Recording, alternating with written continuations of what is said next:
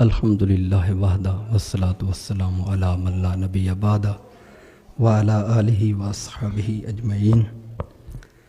ان اللہ وملائکتہ یصلون علی النبی یا ایھا الذین آمنوا صلوا علیہ وسلموا تسلیما۔ کوئی زبان خاموش نہ رہے، باواز بلند صلاۃ والسلام علیک یا سیدی یا رسول اللہ وعلی آلک واصحابک یا سیدی یا حبیبی یا حبیب اللہ۔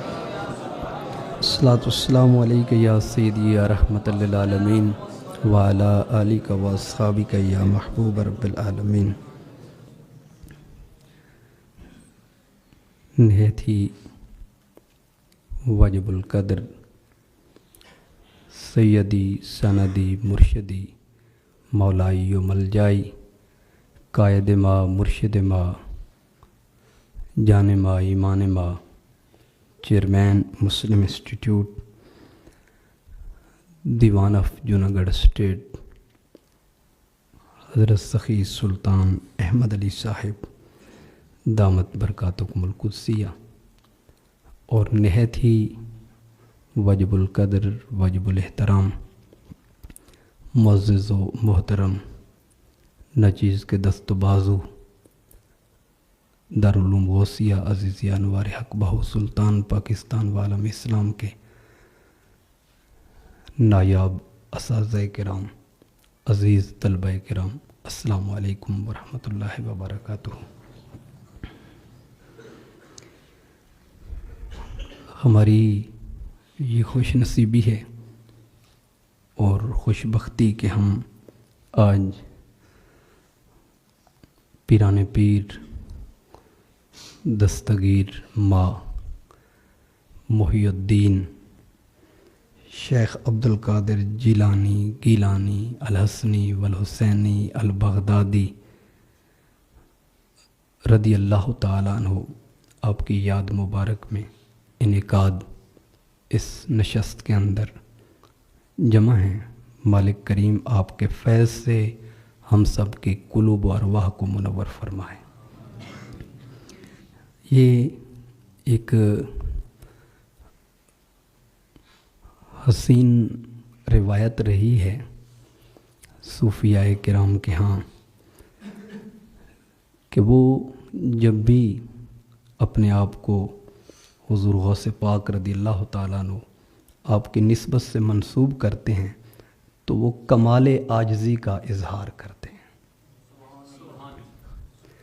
اور اس میں بہت ساری چیزیں جس طرح امام جامی آپ جانتے ہیں کہ شرح ملا جامی ہے، آپ کے نصاب میں شامل ہے۔ امام جامی حضور کی بارگاہ میں عرض کرتے ہیں، سگت را نام جامی بودے بر زبانت آید گاہے گاہے، کہ کاش یا رسول اللہ صلی اللہ علیہ وسلم آپ کے در اقدس کے رہنے والے قلب سگ اس کا نام جامی ہوتا تو کبھی کبھار تو حضور پکارتے جامی تو جامی دوڑا چلے آتا۔ تو یہ ایک عظیم نسبت ہے جہاں صوفیاء کرام اپنے آپ کو منسوب کرتے ہیں۔ حضور سلطان صاحب آپ کا کلام مبارک میں سے ایک بیت شریف ابھی پڑھا جا رہا تھا، استاد محترم قبلہ شیخ الحدیث صاحب فرما رہے تھے کہ حضور سلطان صاحب نے حضور غوث پاک کی بارگاہ میں جو آپ کے متوسلین معتقدین اور نسبت رکھنے والے ہیں ان کے لیے تعلیم فرمائی، سگے درگاہ میراں شو چوں خواہی قرب ربانی۔ اب دیکھیں دو چیزوں کو منسلک کر کے حضور نے بیان فرمایا، ایک ہے سگ اور دوسرا ہے قرب الہی۔ تو فرمایا جو حضور غوث پاک کے در اقدس کا سگ بن جائے اسے قرب خدا ملتا ہے۔ اب کتنی عظیم ایک نسبت بیان کی گئی ہے، سگے درگاہ میراں شو چوں خواہی قرب ربانی۔ اگر تو اللہ کا قرب چاہتا ہے تو پھر میراں کے در کا کتا بن جا کہ بر شیراں شرف دارد سگے درگاہ جیلانی، کہ شیر ٹھیک ہے جنگل میں بڑا شیر کہلاتا ہے اور بڑی پیری مریدی ہے جہان میں، لیکن حضور غوث پاک کے در کا کتا جو ہے وہ بڑے بڑے شاہینوں پہ شرف رکھتا ہے اور بڑے بڑے شیروں پہ شرف رکھتا ہے۔ اسی طرح ہمارے دادا حضور مرشد کریم آپ کے پیر و مرشد سیدی مولائی و ملجائی حضور سلطان سید محمد بہادر علی شاہ صاحب، آپ فرماتے ہیں علایا غوث سمدانی سگم درگاہ جیلانی بخواہم قرب ربانی عطا کر لطف احسانی۔ اب یہ کیسا حسین امتزاج ہے، علایا غوث سمدانی، بھئی حضور غوث پاک کو پکار رہا ہوں، سگم درگاہ جیلانی بخواہم قرب ربانی۔ اب حضور سلطان صاحب اور حضور پیر صاحب کا کلام، ان میں مناسبت اور مطابقت دیکھی۔ سگم درگاہ جیلانی بخواہم قرب ربانی، میں اللہ کا قرب اس لیے چاہ رہا ہوں، یہ مریدین کو سمجھانے کے لیے، ہمیں سمجھانے کے لیے۔ ہم تو جیسے اعلیٰ حضرت نے کہا تو اس سے در سے ہے سگ، سگ سے ہے نسبت مجھ کو، میرے گلے میں بھی ہے دور کا ڈورا تیرا، کہ آپ سے در ہے اور در پہ بیٹھنے والا سگ ہے اور سگ کا میں ادنا سا خادم ہوں۔ چلو ڈائریکٹ نہ صحیح، انڈائریکٹ میری بھی تو نسبت حضور سے ہے کہ میں حضور کے در کے سگوں کی خدمت اور غلامی کرنے والا ہوں۔ تو یہ بہت بڑا شرف ہے، یہ بہت بڑا اعزاز ہے۔ اس پہ اگرچہ سوالات ہیں لیکن ذرا قرآن تو پڑھ کے دیکھیے۔ وَقَلْبُهُمْ بَاسِطٌ ذِرَاعِ بِالْوَسِيدِ، وہ تو اس مسئلے کو حل کر دیتا ہے کہ ان کے در کا کتا، اب وہ کتا نہیں رہا، وہ کتوں کی صف سے نکل کر بندوں کی صف میں آ کے اعزاز پاتا ہے۔ اگر اصحاب کاف کے در کا کتا بندوں کی صف میں کتوں کی صف سے نکل کر آ سکتا ہے تو حضور کی امت کا بندہ اپنے آپ کو ان سے منسوب کر لے تو کیوں نہیں قرب پا سکتا؟ تو حضور سیدی مرشدی شہزادہ سلطان الفقر آپ نے ایک کلام مبارک لکھا ہے، وہ آپ سے شیئر کرنا مقصود ہے۔ فرماتے ہیں، بہت توجہ طلب ہے، تو ہے باز اشہب تو پیران پیر۔ باز اشہب کہتے ہیں جلائی ہوئی آگ کو بجھانے والے، یعنی یہ استعارہ ہے کہ آپ کے وجود سے جہنم کی آگ بھی ٹھنڈی ہو جاتی ہے۔ تو ہے باز اشہب تو پیران پیر، مقامات لاسانیو بے نظیر۔ تیرے نام کی دف جہاں میں بجے، تیرے نام کی دف جہاں میں بجے، پہاڑوں پہ لہرائیں پرچم تیرے۔ موکل ہوں جنات ہوں یا پری، تیرے در کی کرتے ہیں سب چاکری۔ موکل ہوں جنات ہوں یا پری، تیرے در کی کرتے ہیں سب چاکری۔ تیرے راز سینے کے قابل نہیں، یہ تیرے راز سہنے کے قابل نہیں، تیرے راز سہنے کے قابل نہیں۔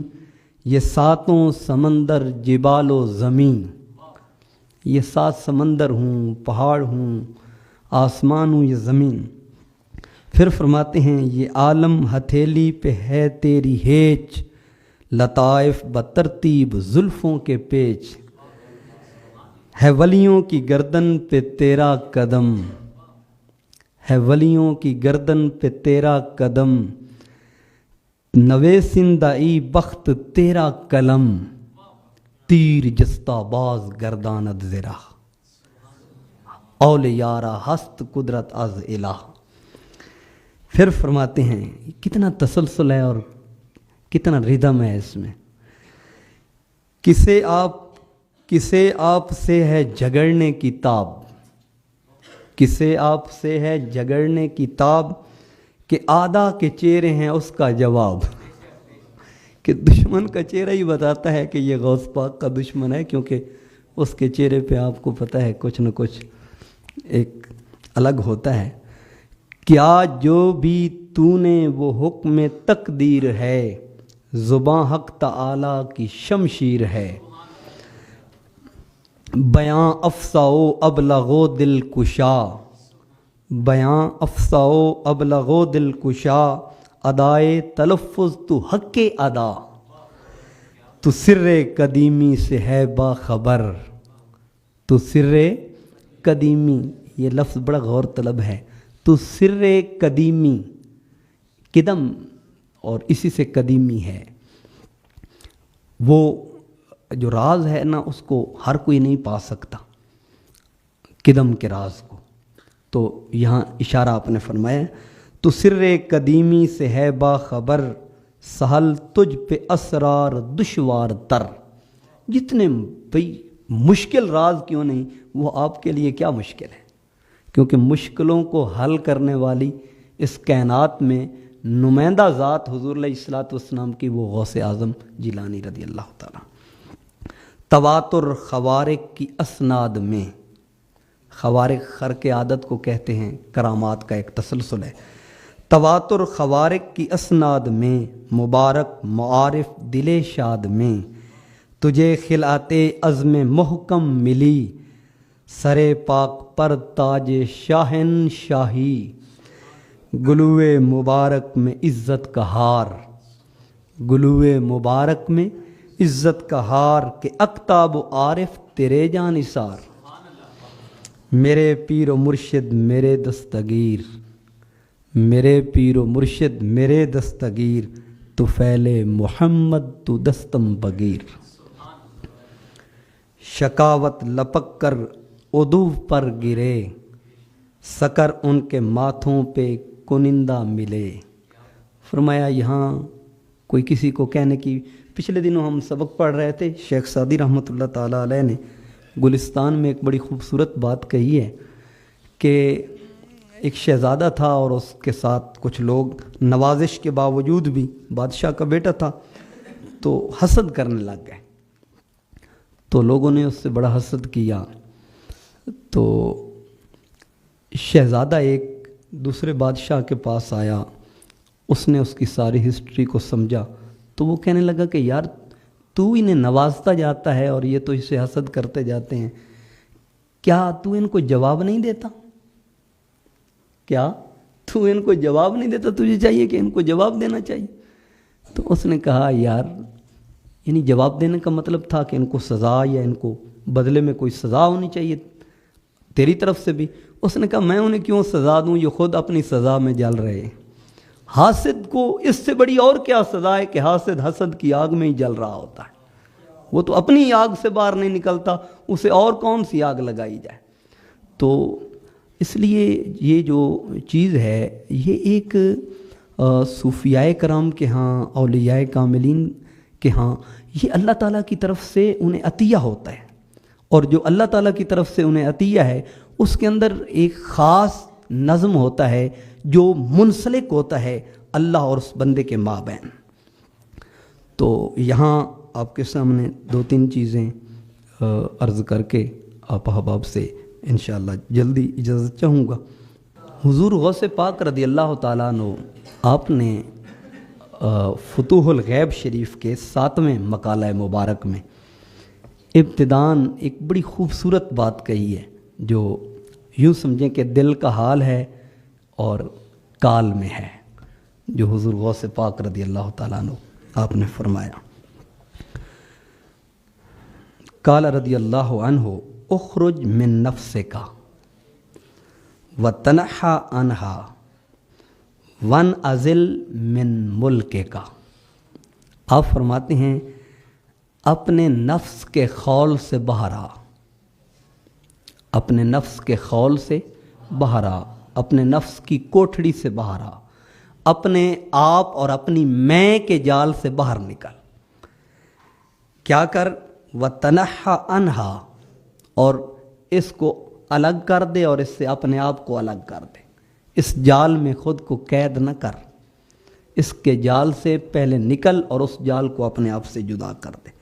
ون ازل من ملک کا، اور اسے اپنے ملک سے یا اپنے آپ سے، ملک یہاں استعارہ ہے اپنے وجود کا، اپنے تن کا، اپنی باڈی کا، اپنے بدن کا، اپنے جسم کا، اپنے جسد کا، یہ استعارہ ہے۔ تو آپ فرماتے ہیں ون ازل من ملک کا، اسے اپنے ملک سے اپنے آپ سے جدا کر دے۔ پھر فرماتے ہیں وسلم الکل فکن بوابہ علی باب قلبک، اور ہر چیز کو سلم الکل، اس سے سلامت کر لے۔ کس سے؟ نفس سے۔ کس سے؟ میں سے۔ کس سے؟ انا سے۔ کس سے؟ اپنی میں کے جال سے پہلے نکلا، اور پھر فرمایا اپنی میں کے جال سے اپنے آپ کو محفوظ کر لے۔ پھر فرمایا فکن بوابہ علی باب قلبک، اور اپنے دل کے دروازے پہ دربان بن کے بیٹھ جا، اب کسی کو اندر نہ آنے دے، اب کسی اور کو اندر داخل نہ ہونے دے۔ کتنی کمال کی تربیت ہے یار، جو بندے کو خدا کے قریب لے کے جا رہی ہے۔ تو جن کا کلام بندے کو خدا کے اتنے قریب کر رہا ہے، ان کی ذات کتنا قریب کرتی ہوگی۔ حضور نے فرمایا ہے نا، حضور سلطان العارفین حضرت سلطان بہو صاحب رحمۃ اللہ علیہ، آپ نے شمس العارفین شریف کے اندر یہ ارشاد فرمایا ہے۔ تو اس سے واضح ہوتا ہے کہ حضور غوث پاک رضی اللہ تعالیٰ عنہ آپ روزانہ کی بنیاد پر 3000 کو آقا دو عالم صلی اللہ علیہ وآلہ وسلم کی مجلس اور کچہری عطا کرتے تھے، اور 2000 کو اللہ کا قرب روزانہ کی بنیاد پہ عطا کرتے تھے۔ تو جو روزانہ 5000 کو واصل باللہ اور حضور علیہ الصلوۃ والسلام کے قرب تک پہنچاتے ہیں، آپ خود اس کا اندازہ لگا لیں کہ ان کے مقام و مرتبے کا، ان کے شرف کا، ان کی قدر و منزلت کا عالم کیا ہوگا۔